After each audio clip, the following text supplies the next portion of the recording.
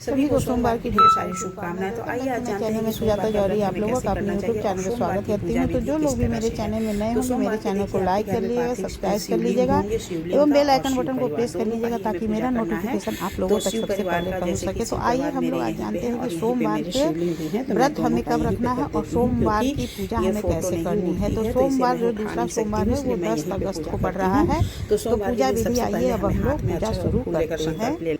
सभी को सोमवार की ढेर सारी शुभकामनाएं। तो आइए आज जानते हैं कि सोमवार का व्रत हमें कैसे करना चाहिए और सोमवार की पूजा विधि किस तरह से है। तो सोमवार के देखिए आपके घर में पार्थिव शिवलिंग होंगे, शिवलिंग का और शिव परिवार दोनों का ही हमें पूजा करना है। तो शिव परिवार का जैसे कि शिव परिवार मेरे यहीं पे है और यहीं पे मेरे शिवलिंग भी हैं, तो मैं दोनों का यहीं पे कर देती हूँ क्योंकि ये फ़ोटो नहीं मूर्ति है तो इसे मैं उठा नहीं सकती हूँ, इसलिए मैं यहीं पर पूजा करती हूँ। तो सोमवार के दिन सबसे पहले हमें हाथ में अक्षत और फूल लेकर संकल्प ले लेना है कि हे भगवान जी मैं आपकी पूजा करने जा रही हूँ, आप हमारे पूजा में उपस्थित होइए। और उसके बाद से हमें पूजा शुरू करनी है, फूल अक्षत वहीं पे समर्पित कर देना है। उसके बाद हमें सबसे पहले अपने भोलेनाथ को स्नान कराना है। तो उन्हें जल से फिर उसके बाद पंचामृत से स्नान करा करके मैं पूजा करने के बाद आपको वीडियो दिखा रही हूँ, पूजा करते हुए नहीं दिखा रही हूँ, मैं बोल कर बता रही हूँ।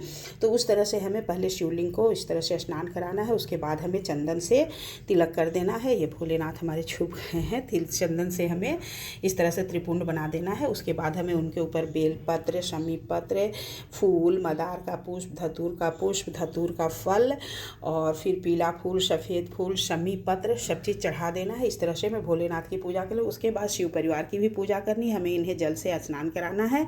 उसके बाद हमें सभी को तिलक लगाना है चंदन का और माता पार्वती को सिंदूर लगाना है। उसके बाद पूजा करने के बाद से हमें फूल चढ़ा देना है और फूल चढ़ा करके हमें एक दीपक जला देना है। तो दीपक हमें जला करके मैं देखिए इस तरह से जला करके रख देती हूँ।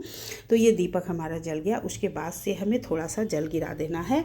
दीपक जलाने के बाद थोड़ा सा जल गिराना चाहिए कि दीपक जलाने के बाद हाथ उठा हो जाता है। उसके बाद हमें भोग लगा देना है। भोग प्रसाद में आप दोनों की इस तरह से भोग लगा करके मैं यहीं पे भोग दे रही हूँ। तो इस तरह से मैं देखिए भोग लगाने के लिए रखी प्रसाद, उसमें चींटी आ गया। तो इस तरह से आचमनी करा देना है और भोग में आप कुछ भी फल मीठा जो भी हो आप भोग लगा सकती हैं।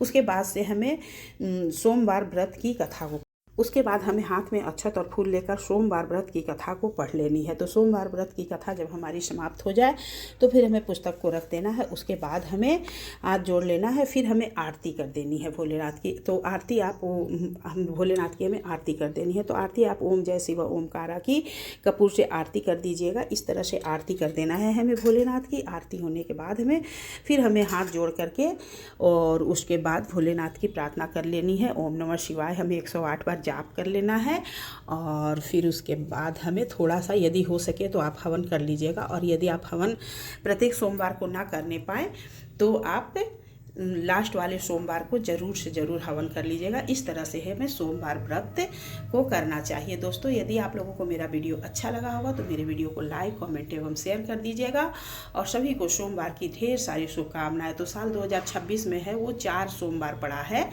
तो हमें आज दूसरा सोमवार है। तो इस तरह से हमें चारों सोमवार का व्रत करना है।